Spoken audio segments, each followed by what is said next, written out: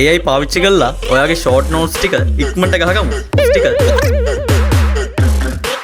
හරි කියා දෙන්න කලින් ලයික් කරලා කමෙන්ට් කරලා ෂෙයා කරලා දීලා සපෝට් එකක් දෙන්න ඕනේ පළවෙනි එක.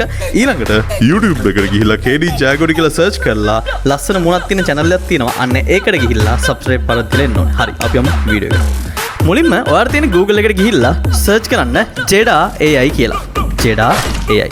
සර්ච් කරලා පස්සේ පළවෙනි link එක click කරන්න. click කරාට පස්සේ ඔයාව යාවි Jeda AI website එකට. අන්න ඒකේ login කියන button එක click කරන්න. click කරාට පස්සේ ඔයාව යාවි Jeda AI dashboard එකට. මතක තියාගන්න ඔයා log වෙලා හිටියේ නැතොත් ඔයාට මුලින්ම log වෙන්න වෙනවා. ඉතින් Google mail එක පාවිච්චි කරලා ඔයා log වෙන්න try එකක් දෙන්න. හරි. ඉතින් ඔයාලට පේනවා ඉතින් මගේ තියෙන chief account එකක්. chief account එක කියලා කියන්නේ මේකේ තියෙන සම්පූර්ණ privileges තියෙන account එකක්. හැබැයි ඔයාටත් මේ chief powers use කරන්න පුළුවන්. සාමාන්‍යයෙන් පළවෙනි දවස් 7 ඇතුළත. ඒකින්ද මම මේක කියා දෙන්නේ නැත්තම් මම මේක කියා දෙන්නේ නැහැ. හරිද? ඉතින් පළවෙනි දවස් 7 ඇතුළත ඔප්පරම වැඩක් ගන්න. හරිද? ඔයාට බැරි කමක් නැහැ. හරි. ඕකේ. දැන් මෙන්න මේකේ new workspace click කරලා පස්සේ හරිද? ඔයාට පුළුවන් සම්පූර්ණ මේ අලුත් workspace එකට යන්න. ඉතින් මේක හරියට whiteboard එකක්. online whiteboard එකක්. හරි. හැබැයි මේක whiteboard එකෙන් වෙනස් වෙන්නේ මේකේ තියෙන අමතර වැඩත් එක්ක. හරි. දැන් වැඩි කතා නැතුව මං ගාව තියෙනවා මෙන්න මේ grade 11 book එකක්. හරිද? grade 11 book එක මම මොකද කරන්නේ? මෙන්න මේ විදිහට ඇදලා දානවා. මතක තියාගන්න ඔය විදිහට ඇදලා දාන්න පුළුවන්. english book එකක් නම් විතරයි ඈ. සිංහල ඒවා මෙතනින් කරගන්න බැරිය. හරිද? තාම සිංහල ඒවාට එහෙම support එකක් නැතිය. හරි. ඒකින්ද ඔයා english medium සම්බන්ධ මොන හරි හිතනකො project proposal එකක් ඒවා ඕනම document එකක්. හරිද?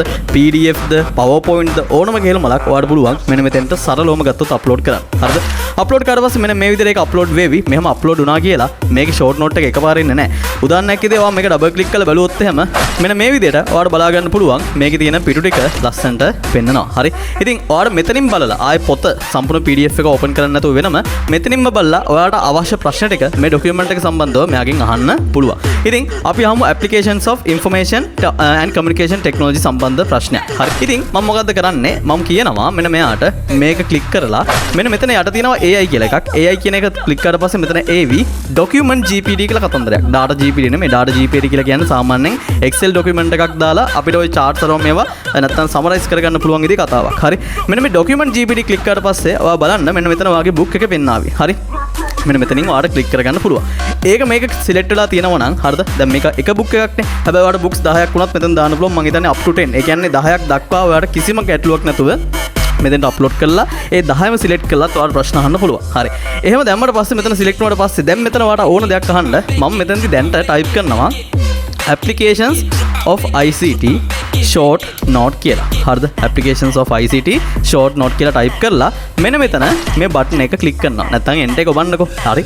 එතකොට දකුණු පැත්තෙන් ওই විදියට AI is currently generating blah blah blah කියලා AV. හරිද? ඉතින් චුට්ටක් ඉන්න තමයි තියෙන්නේ. මෙයා මේ PDF එක කියවලා සම්පූර්ණයෙන්ම ඔයාට අවශ්‍ය short note එකක් generate කරලා දෙන්නේ. හරි. ඉතින් මෙන්න මේ විදිහට තමයි ඔයාගේ short note එක ආවේ. applications of ICT in education. ඉතින් advantages of ICT in education. ඊට පස්සේ demerits of ICT in education. ඒ කියන්නේ ප්‍රයෝජන සහ වගේම තමයි අප්‍රයෝජන නැත්නම් වාසි සහ අවාසි. හරිද?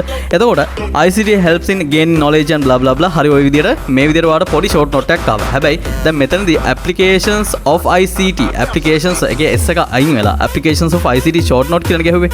හරි. මම කියනවා summarize the applications of ICT. applications of ICT. දැන් ඔන්න මම මෙතන ක්ලික් කරලා බලනවා මොකක්ද දෙන්නේ කියලා. හරි. දැන් ආව නේද? ඔන්න එක අකුරක් වැරදිලා හරිද? නාගත්ත හැටි. ඉතින් බලන්න මෙන්න මෙතන applications of ICT ගිහුවට පස්සේ ICT in education සම්පූර්ණ මේක summarize කරලා තිනවා. ICT in health sector, ICT in agriculture. ඔයා බැලුවොත් එහෙම මේ සම්පූර්ණ පොත ක්ලික් කරලා හරිද? ඔන්න බලන්න මෙතන ඩබල් ක්ලික් කරලා මේ පොතේ ඒ sector එක නැත්නම් ඒ section එක බැලුවොත් හරිද? ඒ section එක බැලුවොත් ඔයාට තේරෙවි සම්පූර්ණයෙන්ම මොනවද එතන තියෙන්නේ සහ ඔයාට අවිල්ලා තියෙන්නේ මොන දේවල් ටිකද කියලා. අමින්නකෝ මම පෙන්නන්න. මේ පේනවද? e-government තියෙනවා. හරිද? මෙතන e-government, industries, business, entertainment, transport, agriculture, health, education. එතකොට ඔය ටික තමයි තියෙන්නේ. එතකොට බලන්න මෙයා මෙතන දීලා තියෙන්නේ ඒ ටිකම තමයි නේද? ලොකු වෙනසක් නැහැ. හැබැයි බලන්න සමරයිස් කරලා තියෙන අපූර්ව. හරි. ඉතින් මේ විදිහට ඔයාගේ දේවල් ටික සමරයිස් කරගන්න පුළුවන් කියලා කියන්නේ ඔයාගේ ඕනම පොතක්. ඒක පට්ට කියන එක තමයි. හරි. ඉතින් තාම පොඩි ප්‍රශ්නයක් අහලා බලමු. මේ ප්‍රශ්නයක් අහලා හරිද? අපි මේ වීඩියෝ එක මෙතන නවත්තමු. හැබැයි මේකේ ඇඩ්වාන්ටේජස් මම මේ කියනට වඩා වැඩියෙන් තියෙනවා. විශේෂයෙන්ම IT ගුරුවරයෙක් විදියට මේ වෙද්දි මගේ ළමයින්ට අවශ්‍ය නැත්නම් මම උගන්වන ළමයින්ට අවශ්‍ය ෂෝට් නෝට්ස් සියලුම දේවල් මම මෙතනින් හදනවා. ඉතින් ගුරුවරයෙක් විදියට ඒක වැරද්දක් විදියට සමහර කෙනෙක් දකින්න පුළුවන්. හැබැයි ඒක වැරද්දක් නෙමෙයි. අපි AI තාක්ෂණය හරි විදියට භාවිතා කරනවා නම් අපි කවදාවත් වැරද්දක් කරනවා කියලා කාටවත් කියන්න බෑ. ඔයා වැරදි විදියට පාවිච්චි කරොත් අන්න ඒක වැරද්දක්. හරි. හරි හිතන්න මට ඕනේ ටෙලිමෙඩිසින් ගැන අහන්න. හරිද? එතකොට ටෙලිමෙඩිසින් summarize the telemedicine. අන්න මම එන්ටර් කරනවා. එන්ටර් කරලා පස්සේ දැන් ඔයා කොහෙද ඉන්නේ කියලා දාලා නැහැ. එයා කොහේ හරි ඉඩස, ඒ කියන්නේ හිඩසකට මේ අපි අහපු ප්‍රශ්නෙට සම්බන්ධ chart එක කෙලින්ම ගෙනහිල්ලා බස්සනවා. දැක්ක නේද? ටෙලිමෙඩිසින් කියන්නේ මොකද්ද? ඊට පස්සේ applications of telemedicine ඒ හැම දෙයක්ම මට සමරයිස් කරලා ලස්සනට.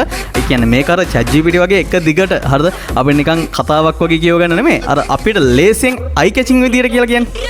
අන්න ඒ විදිහට අපිට මේ විදිහට හදලා දෙනවා. ඉතින් මේ tool එක නම් පට්ටාසයි. මේ tool එක මම ගැන මම ගොඩක් වීඩියෝ කරන්නෙත් ඔය හේතුව හින්දා. ඔයගලන්ට තේරෙන්නේ නැති. හරි. මොකද Excel සම්බන්ධව මම ගොඩක් වීඩියෝ කරනවා. ඒ වගේම තමයි Jeda AI ගැනත් පට්ට වීඩියෝ තෝගයක් මම මේ ටිකේ කරා. හරිද? ඒකට හේතුව මේ tool එකේ තියෙන marvelous ගතියට. හරි. ඉතින් මොකද හිතන්නේ? පට්ටද? හරි. ඉතින් ඔයා මේ වීඩියෝ එක සම්බන්ධව මොනවද හිතන්නේ කියන මන්ද කියලා අනිවාර්යෙන් කමෙන්ට් එකක් දාන්න යන්න ඕනේ. අර කිව්වා වගේ YouTube එකට subscribe පාරක් දීලා තව යාළුවන්ට කියලා උඩරිම full ප්‍රමාණයක්, පුළුවන් ප්‍රමාණයක් subscribe එකතු කරලා දෙන්න. ඊළඟට අවශ්‍ය වීඩියෝ එක මොකක්ද කියලාත් අනිවාර්යෙන් comment section එකේ comment එකක් දාන්න යන්න. එහෙනම් අපි ඊළඟ වීඩියෝ එකෙන් හම්බෙමු. bye.